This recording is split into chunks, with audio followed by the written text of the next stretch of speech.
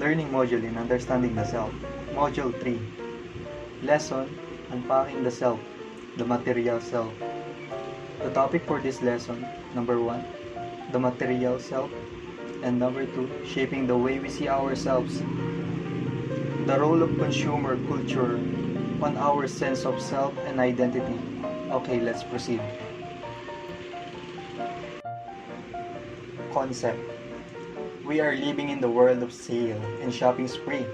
Almost everywhere, including the digital space, we find promotions of product purchase.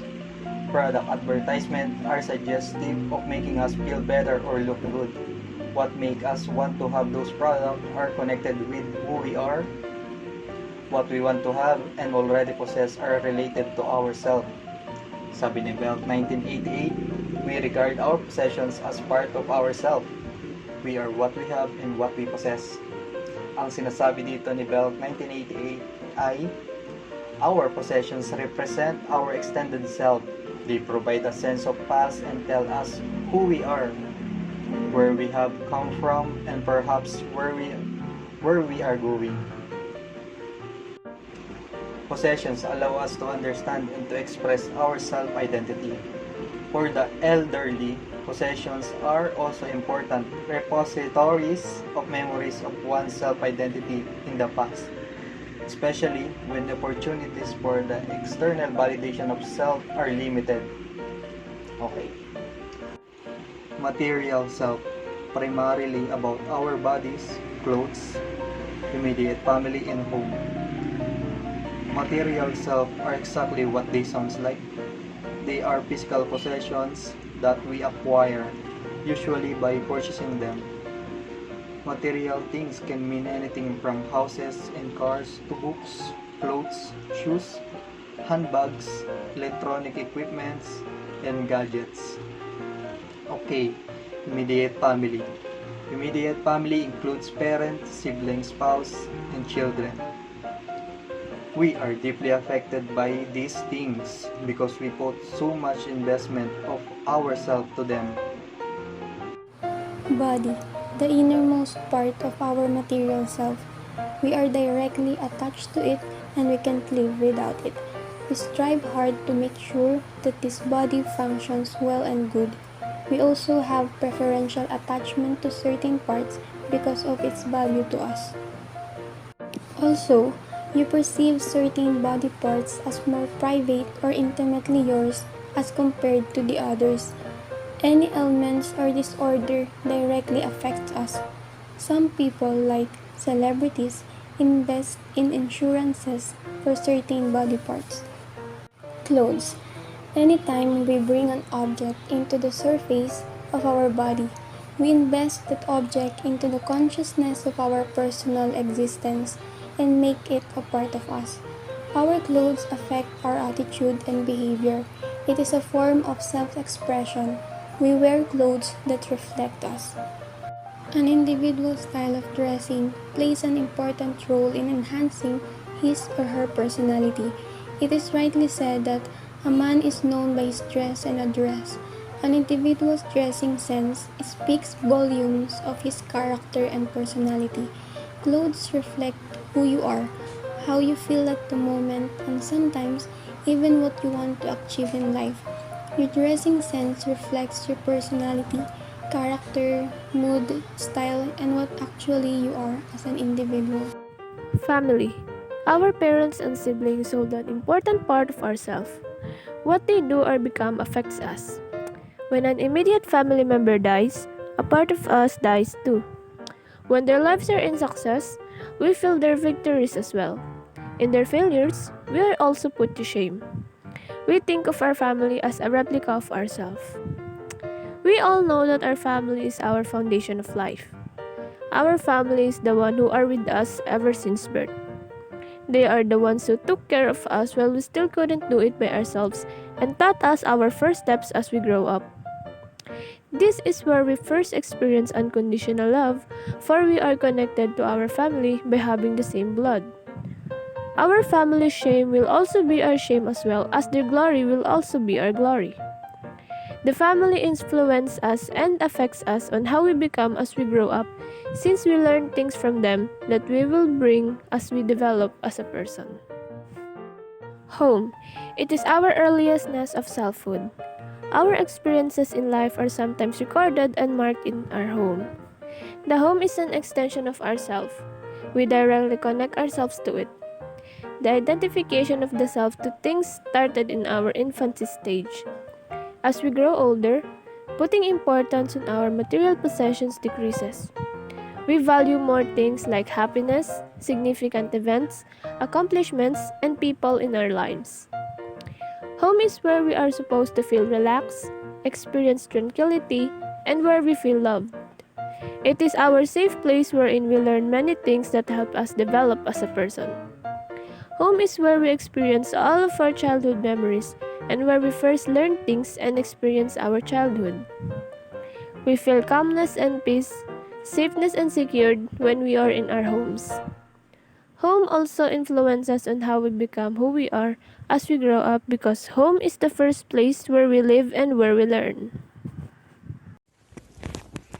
Evidences behind the idea that money truly can change people. Social business value.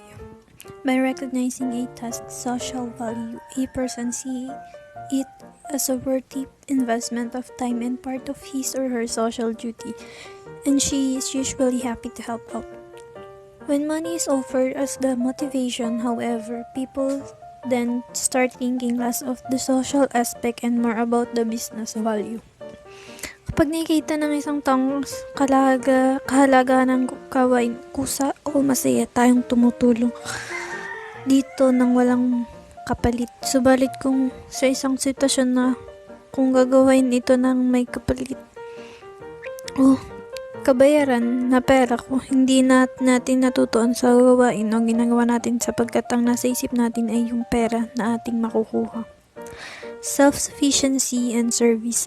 Those who are conscious of money typically strive to be more self-sufficient than those for whom money isn't a priority. When a given very difficult and even impossible task with instruction that help was available, it was the money-related group that seemed the most intent on getting the job done alone, even when it was not possible to finish the task solo. Kapag binigyan tayo ng task na imposibleng magawa o matapos ng isang tao para sa isang na hindi masyado importante ang pera, gagawin niya ito ng walang pag-aalinlangan, subalit sa isa namang tao na ang prioridad ay sa lipi, gagawin niya ito kahit solo para lang sa pera. Halimbawa, kasali ka sa pagbibigay ng libre pagkain para sa mga bata at nagpunta ka ay sa paghahanda ng mga rekado. Marami-raming gawain iyon at volunteer lang. Kung ang hangad mo ay makatulong, tatanggapin mo ang napunta sa iyong gawin at di na makikipagpalit. Ngunit kung hindi yun ang iyong hangad, hindi mo yun gagawin. Pero kung ikaw naman ay babayaran dahil sa paggawa noon na ay gagawin mo din para sa pera. Now to move on with the reporting, we have two more evidences behind the idea that money can truly change people.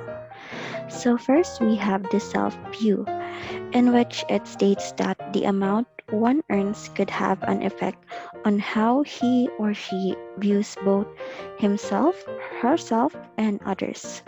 It means that money can influence how we get to view other people and ourselves, and because of that, it also affects how people would think or behave in certain matters. Like how in here it states that wealthy people were more likely to believe that wealth was part of their genes and identity, and that life is fair and people get what they deserve. And for poor people, on the other hand, it is said that they tend to believe that social class was not related to genes, and that essentially anyone can be rich or poor. And for me, totoo naman po yun. I've read stories where you can see that rich people will think of their wealth as a part of themselves. Something na nasa kanila na simula nang isinilang pa sila, what they were born with. And this kind of thing was the way that aristocrats or the nobility back in the days would think na ang yaman ay something na can be used to identify or describe them. Isa pa ay yung wealth na to ay nagbibigay sa kanila ng advantages which leads them to think of themselves as someone above other people. While kapag ikaw naman ang nasa sitwasyon kung saan mahirap ka, these people are usually humble and they don't really have the tendency to think above other people. Okay, so now we are done tackling about how money changes a person's self-view. And hindi lang pala self-view natin ang naaapektuhan. It can also change a person's ethics.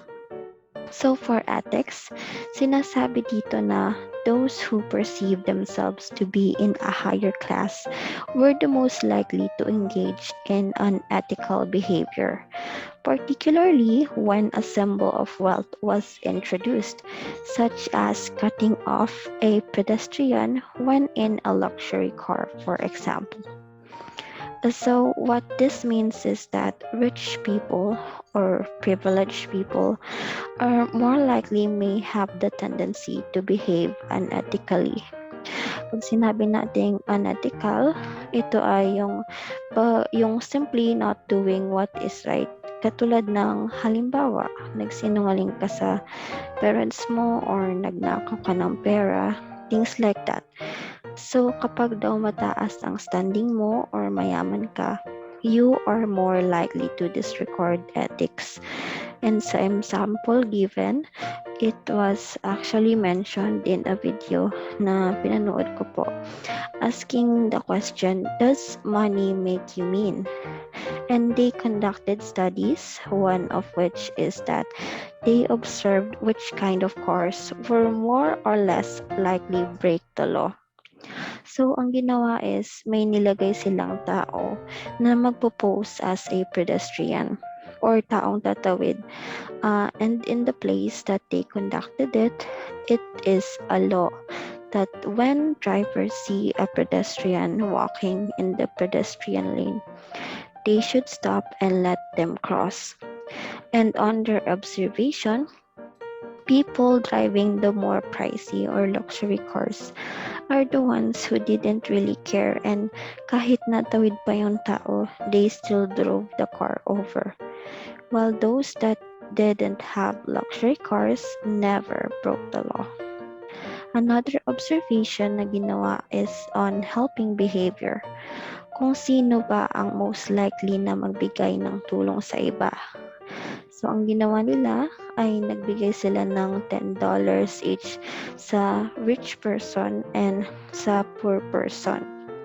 And they observed if whether these people would share or give a portion of it to a stranger and how much they would give.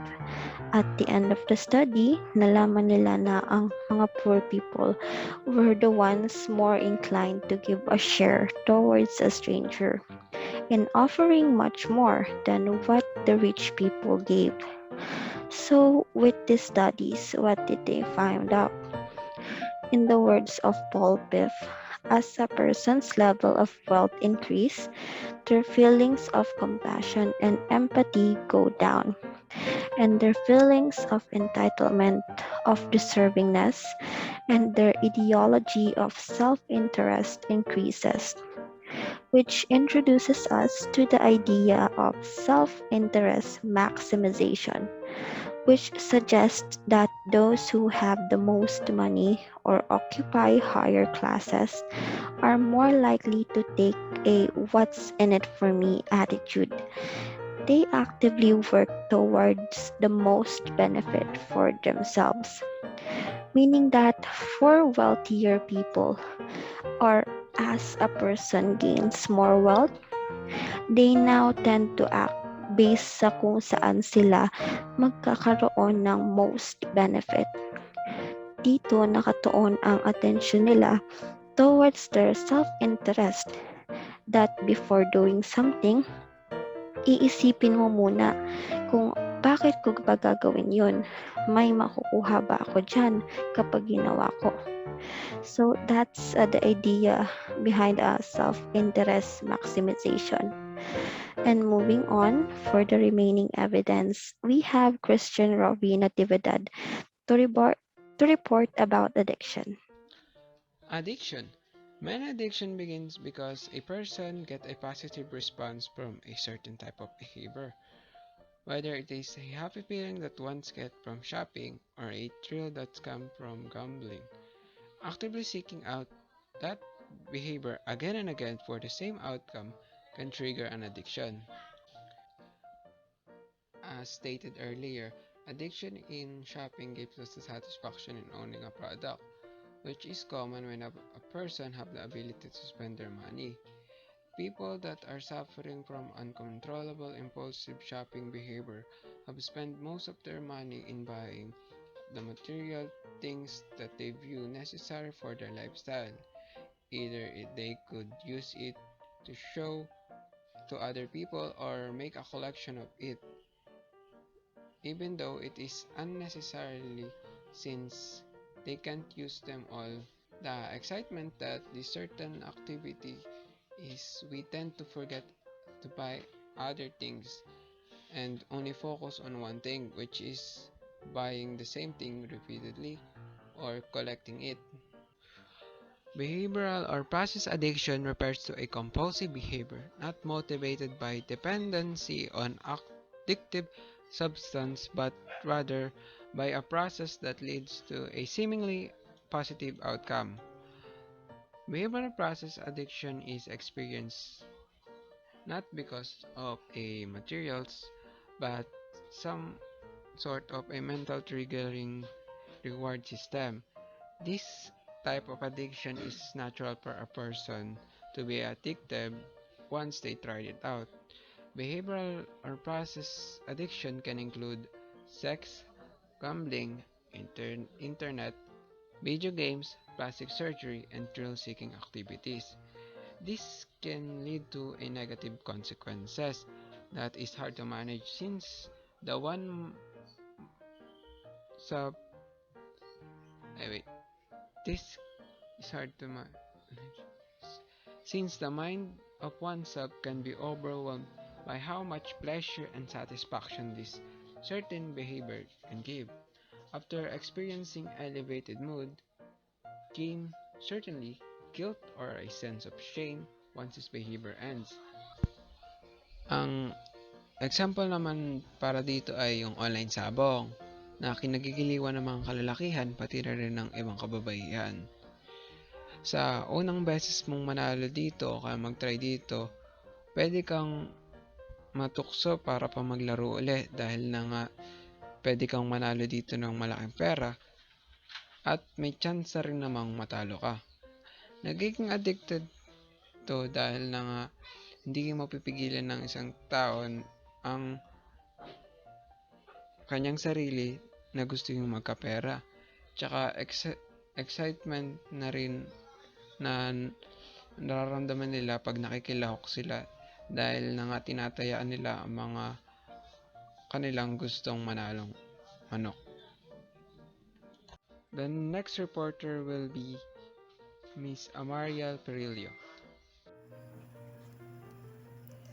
Shaping the way we see ourselves, the roles of consumer culture on our sense of self and identity. When we say consumer culture, it is a form of material culture facilitated by the market, which thus created a particular relationship between the consumer and the goods or services he or she uses or consumes. In this case, we will talk about the goods and the users. Some people treat their important possessions as necessity and very important things in their lives. These things can be acquired through their hardship, signifies as part of their unforgettable memory or given by someone important to them that make these possessions to be viewed as part of the self. If possessions are viewed as part of self, it follows that unintentional loss of possession should be regarded as a loss or lessening of self because people perceive their belongings as extension of themselves. Since they consider this as part of the self, it is very hard for them to let these things go, whether intentional or not. For example, people may feel a diminished sense of self when possessions are lost due to theft or casualty, or losing photographs of loved ones in their purse or cell phones. In that examples, we can see that these materials really affect the self as if it is a major life events or change in life circumstances. Cycle of work and spend. The work and spend cycle is a phenomenon in which people in affluent nations remain trapped in a pattern of long hours of work and increasing consumption spending that fails to generate lasting improvements in well-being and plays a major role in ecological degradation. This cycle mainly focuses on the strive of working hard to attain more money. Thus, people have the capacity to acquire what he or she wants and needs. The level of consumption is set mainly by people's choices about how much work and therefore how much income to earn. And as the praise says, we need to work more to buy more. Because when we work more, then we will earn more. Thus, we can buy more. Good afternoon, everyone. I am Rain Ali Amabihay, and I'm here to explain the special cases of extended self. So, first of this is collections. I shop, therefore I am. Many collectors who are inhabited and uncomfortable in social interactions surround themselves with favored objects upon which they project human like qualities. They practically talk to these objects. They find comfort in being with them and regard them as friends. In this sense, collections may be seen as a transition objects or security blankets for adults, giving them greater feeling of security. So, many people are collectors and they value it like it has life. Collecting things makes them happy at napapagaan ito ang pakiramdam natin. Kasi, ang sarap sa feeling once na yung collection mo madadagdagan. Kasi, it gives us joy. At in doing these things, it gives them the satisfaction that they need. It also gives them the comfortable feeling. When they see their collection, it serves as their stress reliever because it relaxes their mind in a certain way. This collecting obsession is connected with their mental and emotional feeling. They develop such feeling by seeing the things that they value the most. Many celebrities are known for their collections. Example of this is the famous Heart Evangelista. She is known for having a massive collections of luxury bags, like Dior, Chanel, Hermes, and Louis Vuitton. It's included on her collections. These things makes her happy and relieved because she worked for it. Meron din namang mga collectors ng mga sa anime, yung mga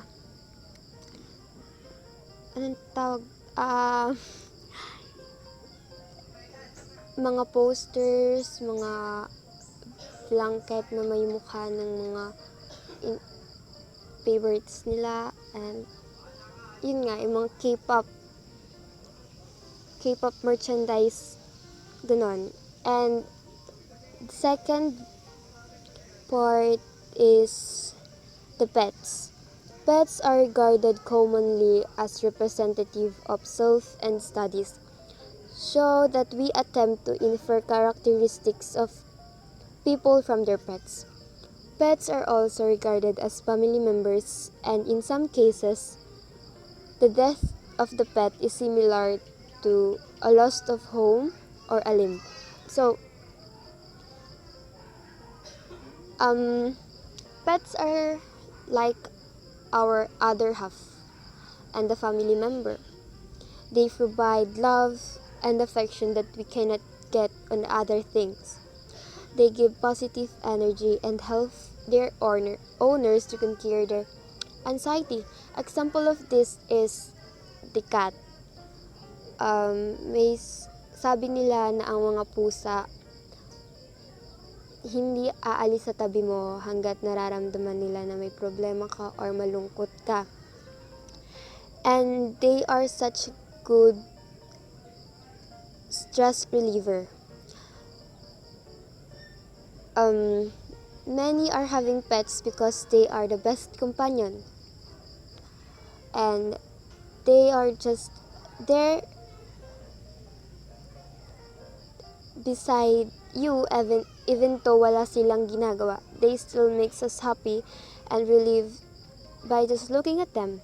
In fact, millions of people around the world adore their pets, spending time with them, talking to them, taking them for walks, playing with them, and even conversing with them. Furthermore, there is evidence that attachment to pet is beneficial to human health and even aids in community building. Pets also reciprocate the love that they get from the owners. They also say that pets are disguised as our guardian angels. So third is the body parts. Since we are permanently attached to our body parts, the loss of a body parts is tantamount to losing one's identity and one's very being. So, our body part is important to us humans because if a single part is missing, we cannot see ourselves as a whole. Parang kulang na yung nararamdaman natin.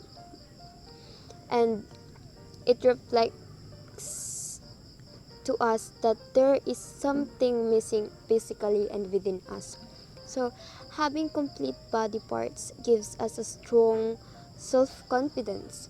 We all know that there are persons with disabilities, but they keep on going and having the confidence to always continue. They are always pitied and bullied because of their disability, but this is not a hindrance to them.